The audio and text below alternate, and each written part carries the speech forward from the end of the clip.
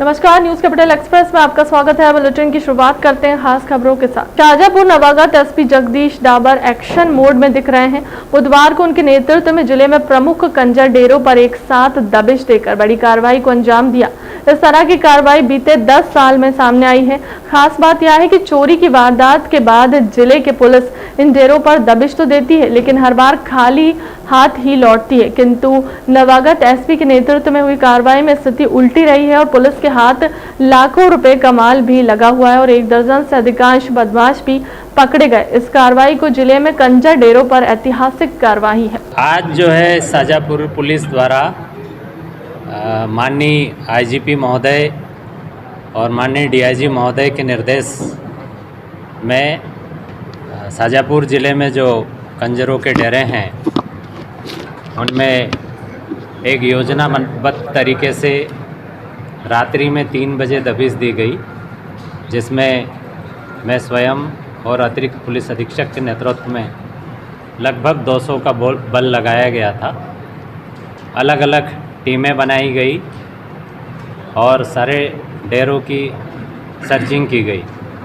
आसपास के एरिया की भी सर्चिंग की गई, जिसमें दबिश के दौरान हमने 14 लोगों को हिरासत में लिया और सर्चिंग के दौरान हमको 51 मोटरसाइकिलें, 10 water pump, 4 bundle cable wire और 2 वॉशिंग मशीन, इस तरह की जो सामग्री मिली है लगभग 30 लाख रुपए इसकी कीमत है और ये सारी हमने बरामद की है। ये जो अपराधी पकड़े गए हैं काफ़ी शातिर बदमाश हैं, कई तरह की वारदात में शामिल है। हमारे ज़िले में वाटर पंप चोरी की, साधारण चोरी की और ट्रक कटिंग की शिकायतें निरंतर प्राप्त हो रही थी। इसी को नियंत्रित करने के लिए शाजापुर पुलिस द्वारा एक बृहद कार्रवाई की है, जिसमें पुलिस को सफलता मिली है और पुलिस की जो टीम है, ज़िले की जो टीम लगाई गई थी, जिसमें अतिरिक्त पुलिस अधीक्षक, 4 डीएसपी और सभी थानों के थाना प्रभारी और आरक्षक, प्रधान आरक्षक और सब इंस्पेक्टर, सभी की महत्वपूर्ण भूमिका रही है और जिन लोगों ने अच्छा काम किया है उनको मैं पुरस्कृत करूंगा।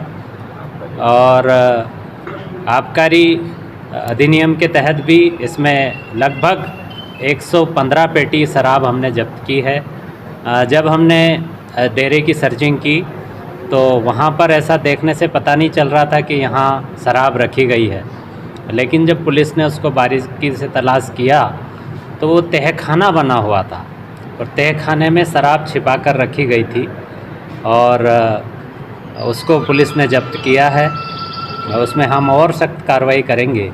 मोटरसाइकिलें और वाटर पंप अलग अलग जगह छिपा कर रखे जाते हैं, कहीं जंगल में। नगरीय निकायों की संख्या 413 है, 16 नगर निगम है, नगर पालिका 99 है, 298 नगर परिषद है, 35 नगर परिषद नए बने हैं, 221 में से 318 निकाय को करा रहे हैं चुनाव। 35 नए नगर परिषदों में से 29 के चुनाव करा रहे हैं। 2 चरणों में होंगे चुनाव। पहले चरण में 11 नगर निगम, 36 नगर पालिका परिषद, 86 नगर परिषद, 133 नगरीय निकाय, कुल मतदान केंद्र 13,148। दूसरे चरण में 5 नगर निगम, 40 नगर पालिका परिषद, 169 नगर परिषद, मतदान केंद्र 6,829 है। खुरई, गड़ाकोटा और मलास खंड में अभी नहीं हो रहे हैं चुनाव। वार्ड विभाजन का चल रहा है कार्य। 3 जिलों में नहीं करा रहे हैं चुनाव। अलीराजपुर, मंडला, डिंडोरी का कार्यकाल पूरा न होने के कारण अभी नहीं होंगे चुनाव। शपथ पत्र दिया तो उसमें दंड का प्रावधान है, जिसमें 6 माह की सजा और 25,000 रुपये तक का दंड उन्हें मिल सकता है अगर झूठा शपथ पत्र कोई देता है। तो निर्वाचन संबंधी शिकायतों के त्वरित निराकरण के लिए कंट्रोल रूम हमारे मुख्यालय में है, जिसका दूरभाष क्रमांक 0755 255 1076 है। 0755 255107 ज़िलों में भी जिला स्तरीय कंट्रोल रूम स्थापित किए जा रहे हैं जिला स्तरीय शिकायतों के लिए। सभी ज़िलों में हम निर्वाचन की मॉनिटरिंग के लिए प्रेक्षक नियुक्त कर रहे हैं। मतदाता जागरूकता के कार्यक्रम इस बीच में लिए जाएंगे और ईवीएम की कार्यप्रणाली से अवगत कराते हुए मतदाताओं को अधिकाधिक मतदान करने हेतु प्रेरित किया जा रहा है। कार्यवाही ऑलरेडी चल रही है। अभी तारीखों की घोषणा होते ही अर्बन एरियाज में भी आदर्श आचरण संहिता लग जाएगी और रिजल्ट तक ये लागू रहेगी। आदर्श आचरण संहिता के प्रावधान राजनीतिक दलों, अभ्यर्थियों, शासकीय विभागों एवं कर्मियों तथा नगरीय निकायों के पदाधिकारियों एवं कर्मचारियों पर लागू होंगे। राजनीतिक दलों पर भी ये प्रावधान समान रूप से लागू होंगे। निर्वाचन के दौरान किसी भी अभ्यर्थी को प्रचार हेतु सभा, रैली, जुलूस आदि के आयोजन के पूर्व सक्षम अधिकारी की अनुमति लेनी जरूरी होगी और मतदान समाप्ति के समय से 48 घंटे पूर्व की कालावधि के दौरान सार्वजनिक सभा, जुलूस, रैली इत्यादि प्रतिबंधित रहेंगे। बॉडीज के चुनाव में 11 तारीख को निर्वाचन की सूचना का प्रकाशन होगा और नाम निर्देशन पत्र प्राप्त करना 11 जून,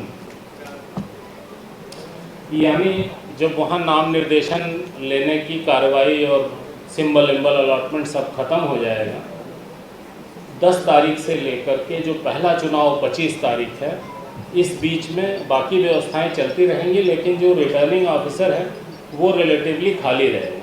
तो उस बीच में वो ये नाम निर्देशन पत्र ले ले ताकि जो अर्बन बॉडी के चुनाव हैं वो लंबे न खींचें। बहुत लोगों का अनुमान ये था कि जब पंचायत का चुनाव खत्म हो जाएगा तब अर्बन के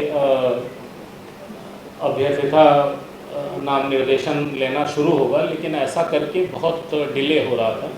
तो हम लोग बहुत देर से इसी उहापोह उधेड़बुन में लगे थे कैसे करें, तो फाइनली ये रास्ता निकाला। के संबंध में सूचना का प्रकाशन 11 जून को, मतदान केंद्रों की सूची का प्रकाशन 11 जून को, नाम निर्देशन पत्र प्राप्त करने की अंतिम तारीख 18 जून, वहाँ पे 25 जून को है पहला चुनाव। नाम 18 जून को नाम निर्देशन प्राप्त करने की अंतिम तारीख है और नाम निर्देशन पत्रों की समीक्षा यानी जांच ये 20 जून को।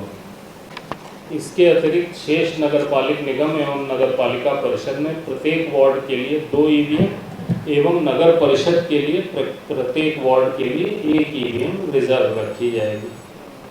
आयोग द्वारा प्रयुक्त ईवीएम में मतदान का डेटा सुरक्षित रखने के लिए डिटैचेबल मेमोरी मॉड्यूल, जिसे DMM कहते हैं, उसका उपयोग किया जाता है।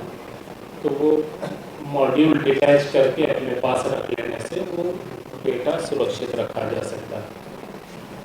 निर्वाचन प्रतीक एवं आरक्षण आदेश जो 1968 का है, उसके अनुक्रम में जो भी मान्यता प्राप्त राष्ट्रीय एवं राज्य स्तरीय दल हैं उनके लिए आरक्षित निर्वाचन प्रतीक आवंटित किए जाएंगे। 2 दिवसीय प्रवास में बोले राष्ट्रीय अध्यक्ष JP नड्डा, कहा कि मेरा पहला अवसर है भोपाल आने का, मुझे सौभाग्य प्राप्त हुआ है। अब हमारे नेता संस्थापक कुशाभाऊ ठाकरे की जन्म शताब्दी वर्ष मना रहे हैं। और यहाँ उपस्थित सभी संवाददाता सम्मेलन में उपस्थित हमारे सभी पत्रकार बंधु, मेरा ये सौभाग्य है कि मुझे आज भोपाल आने का मौका मिला। यहाँ की बैठकें मैं डिजिटल ही लेता रहा। कोरोना के साये के बाद पहली बार मुझे राष्ट्रीय अध्यक्ष के रूप में यहाँ आने का मौका मिला। मध्य प्रदेश तो आता रहा, इंदौर आया, उज्जैन आया, बाकी सब जगह गया मैं, लेकिन भोपाल नहीं हो पाया। तो अब ये मेरा 2 दिन का प्रवास है जिसमें मैं यहाँ आया हूँ।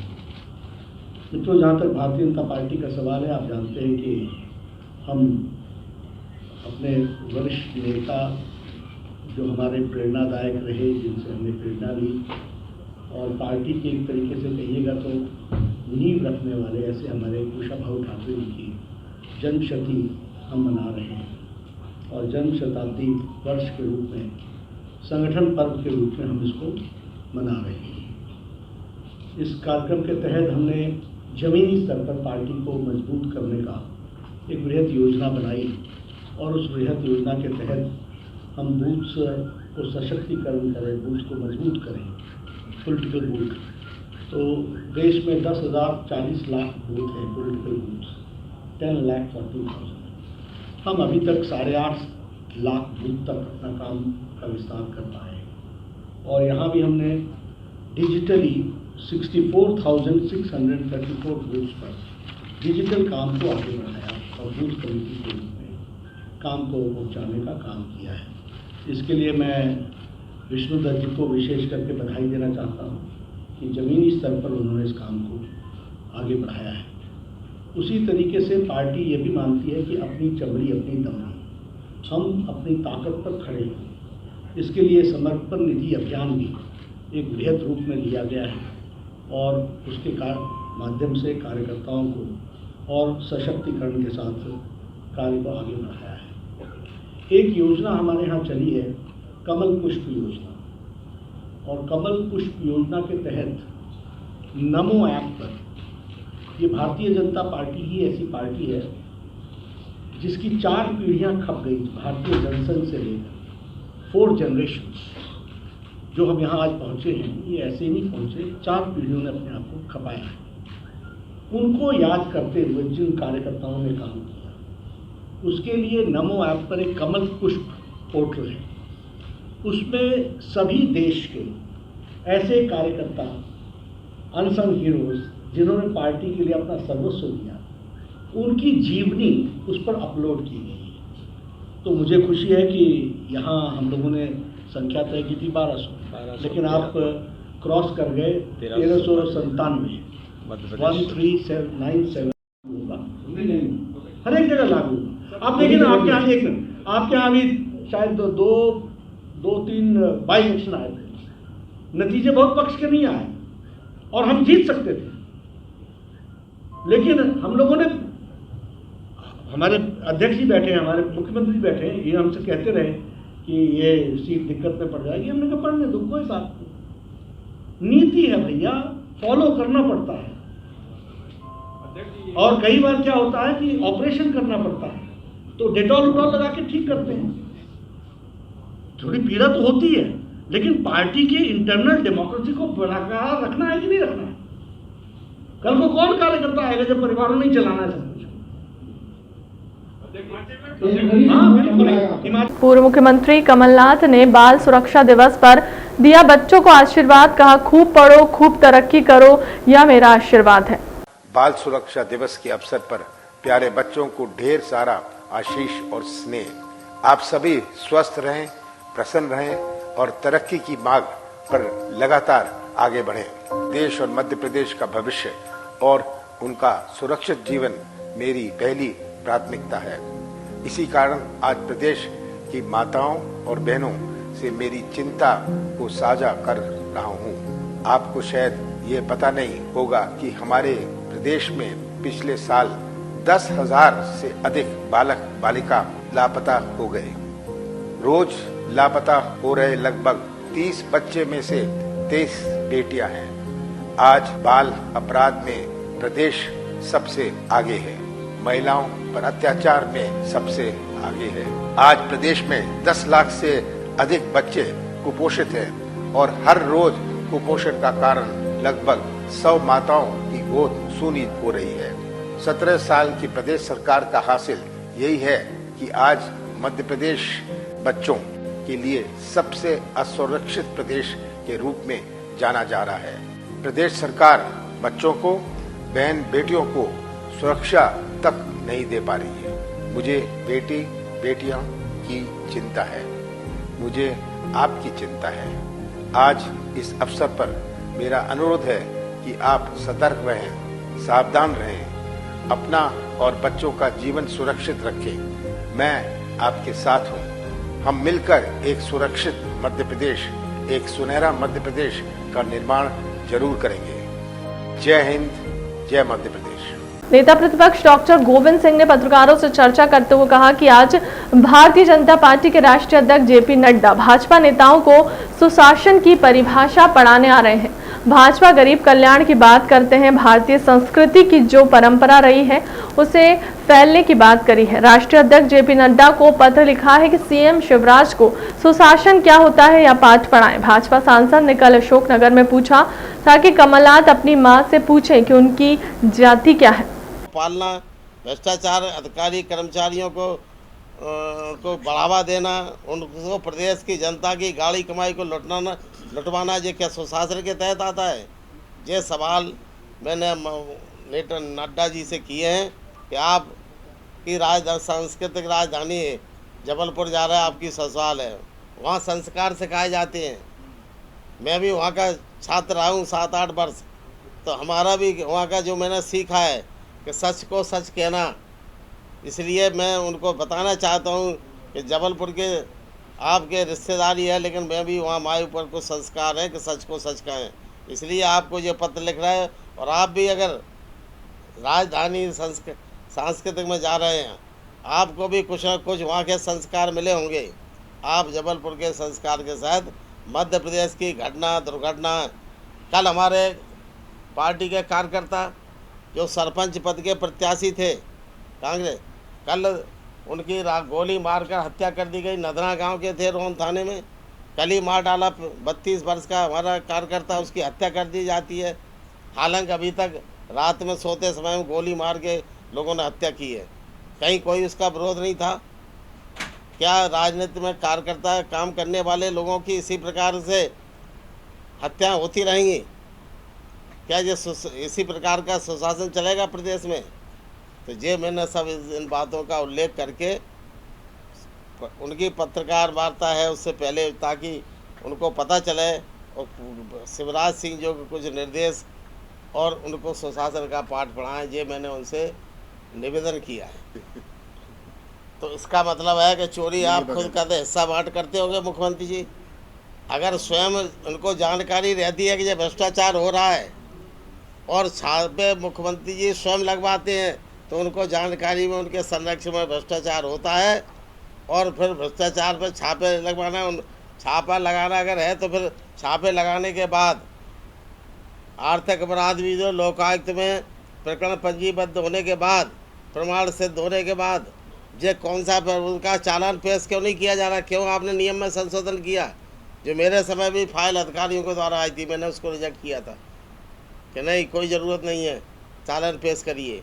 और मुख्यमंत्री जी, आखिर तुम दूध के धुले हो, आप सोना आपके जीव गले में डला हुआ है, आप हरिश्चंद्र के वंशज हो, तो फिर आपको फिर परमिशन देने में, चालान पेश करने में क्या दिक्कत है?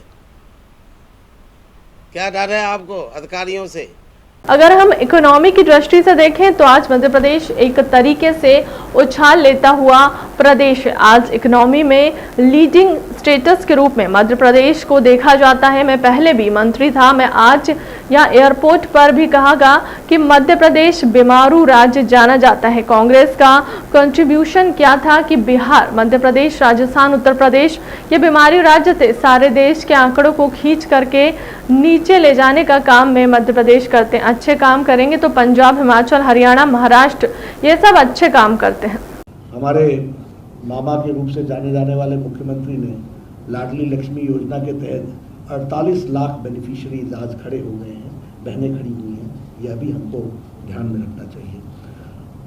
मध्य प्रदेश, मुझे याद है कि हमेशा हमारे जैसा स्टेट इसको उधारा बिजली दिया करता था और हम ये हमेशा इसका पावर ग्रिड मध्य प्रदेश का लेने वाला होता था।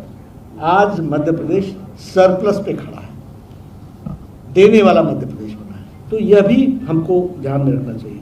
रिन्यूएबल एनर्जी में भी आप बहुत तीव्र गति से आगे बढ़े हैं। 51,000 मेगावाट्स का आपने कार्य को आगे बढ़ाया है।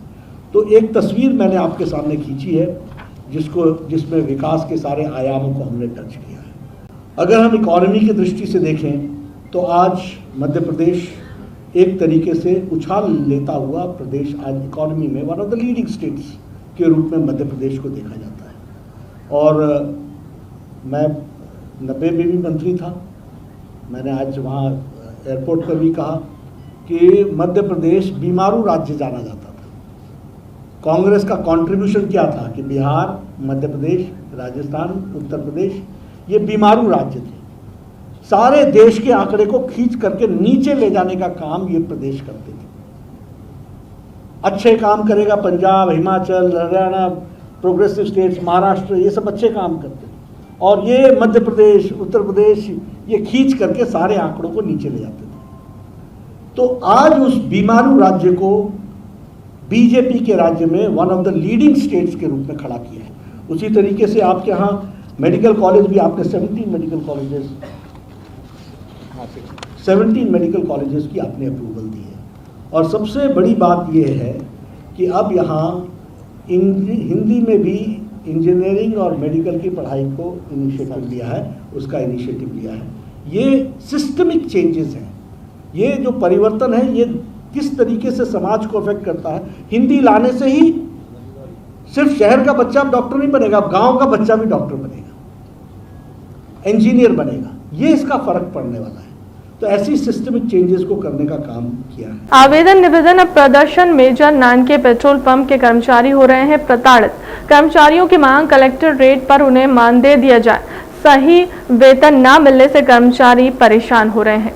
अपने हक की आवाज उठाई तो मिल रही जान से मारने की धमकियां। भोपाल सालों से काम कर रहे हैं पेट्रोल पंप कर्मचारी ने अपने मानदेय को लेकर 25 तारीख को एक प्रदर्शन किया था। इस प्रदर्शन में पेट्रोल पंप के कई कर्मचारी अपने मानदेय को लेकर मांग कर रहे हैं कि कलेक्टर पर उन्हें मानदेय दिया जाए और उनका पीएफ काटा जाए, लेकिन ऐसा नहीं हो रहा।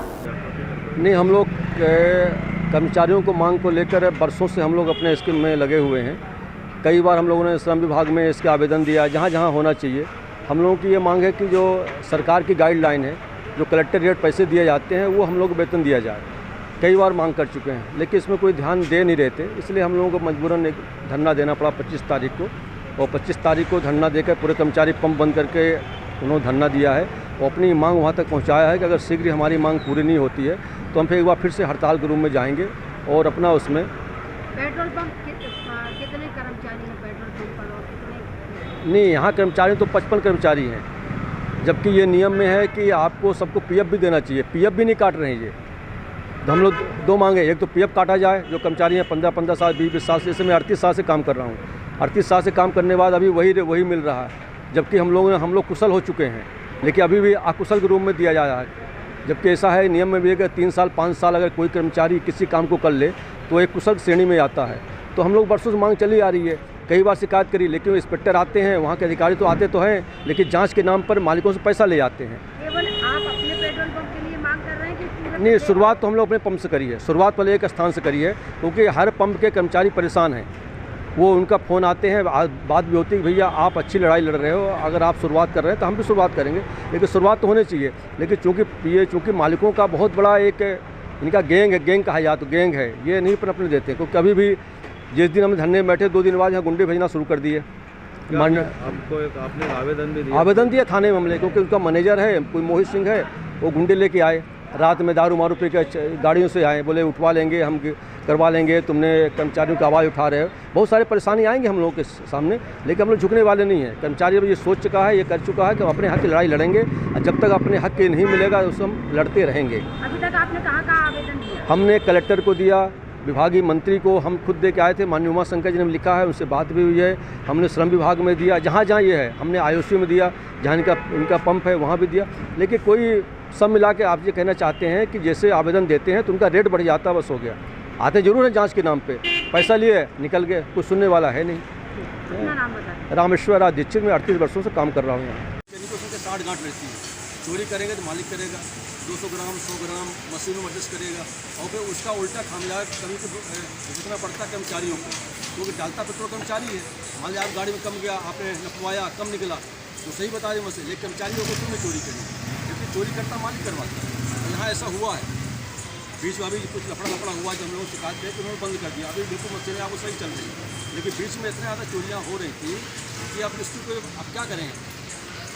इस प्रकार से जब हम लोग इतना कष्ट हुआ हम लोगों को, इतनी तकलीफ हुई तब सब मिला के ऐसे धरने में बैठने की मजबूर होना। हम लोग बहुत छोटी सी मांग है, हम लोग मांग ये कि जो शासन की गाइडलाइन है उसके अनुसार हम सभी कर्मचारियों को तनख्वाह दिया जाए। तो शासन गाइडलाइन जो कलेक्टर गेट तय किया गया है, पहली बात। दूसरी बात जो है जो हमारे कर्मचारी साथी हैं, जो भाई लोग हैं, उनका पीएफ में नाम काटे नहीं, अरे वो आते हैं, उनका बस शिकायत होगी वो आएंगे, उनका माल बढ़ जाता है। तो आज 30,000 देते महीने 40,000 हो जाते हैं। तो तुम्हारे खिलाफ शिकायत आई है, ऐसा करना पड़ेगा, ये करना पड़ेगा, तो उनका जो रेट बढ़ जाता बस। कर्मचारियों को भला कुछ नहीं होने वाला और कुछ नहीं करते। आपका नाम बता दीजिए। रामेश्वर दीक्षित, मैं आपके साथ से काम कर रहा हूँ। शाजापुर जिले के बरेछा थाना क्षेत्र के ग्राम पाडली काली संद पाडला निवासी किसान पहुंचे पुलिस अधीक्षक कार्यालय, जहां पर उन्होंने एक शिकायत आवेदन पुलिस अधीक्षक को सौंपकर बताया कि वहां पाडली काली संद और पाडला में निवासरत हैं और खेती किसानी कर अपने जीवन यापन कर रहे हैं, लेकिन इन गाँव में लगातार चोरी की घटनाएं बढ़ती जा रही हैं। कई बार बेरछा थाना प्रभारी को भी मामले की शिकायत की गई, लेकिन अभी तक उनकी समस्या का निराकरण नहीं हुआ है। वहीं किसानों ने कहा कि अनुमानित 60 विद्युत मोटर करीब 1 माह में चोरी हो चुकी है, जिस पर चर्चा पुलिस द्वारा कार्रवाई नहीं की जा रही है। महीने से अधिक हमें समय हो गया है और हम किसान इतने परेशान हैं कि ग्राम पाडली और पाडला थाना बेरछा के अंतर्गत हमारी 60 से अधिक पानी की मोटर चोरी हो गई है और एक किसान से 2 से 3 मोटर चोरी हो गई है और आज तक कोई हल नहीं निकला सर। अभी आपने एसपी साहब से बात? नए एसपी साहब जगदीश जी डाबर आए, उन्होंने हमें संतुष्टि भरा जवाब दिया है और उन्होंने अतिशीघ्र कार्रवाई करने की आश्वासन भी दिया है। क्या नाम है आपका? महेश पाटीदार, ग्राम। हमारी बहुत 2 से 3 महीने से परेशान हो रहे हैं हम किसान लोग। हमारी कम से कम 60 से 70 मोटर निकल चुकी है और जो भी कोई साथ में हमारी टीम में आता है उसकी मोटर रात को निकल जाती है फाइनल। यहाँ तक के मतलब वो देखते हैं कि कौन कौन गया इनके साथ में, कहीं भी गए या बेरछा गए या कहीं भी गए तो मोटर निकल जाती है। और बेरछा थाने में हम गए लेकिन हमें वहाँ से संतुष्टि नहीं मिली और हमारी एफआईआर भी नहीं कटी, एक आध कटी है, तो उससे भी कोई संतोष हमें नहीं मिला, संतोषजनक जवाब उनसे भी टीआई साहब से। इसलिए हमें यहाँ तक आना पड़ा और हमें मालूम पड़ा कि एसपी जी अभी नए आए, 2-3 दिन हुए, तो हमें ऐसा मालूम पड़ा कि ये काम अपना हो सकता है, इसलिए आए हम। और कम से कम मतलब क्या नाम है आपका? भगवान सिंह चावड़ा। फिलहाल के लिए अब तक की खबरों में इतना ही। देश दुनिया की तमाम बड़ी खबरों के लिए बने रहे हमारे चैनल के साथ। नमस्कार।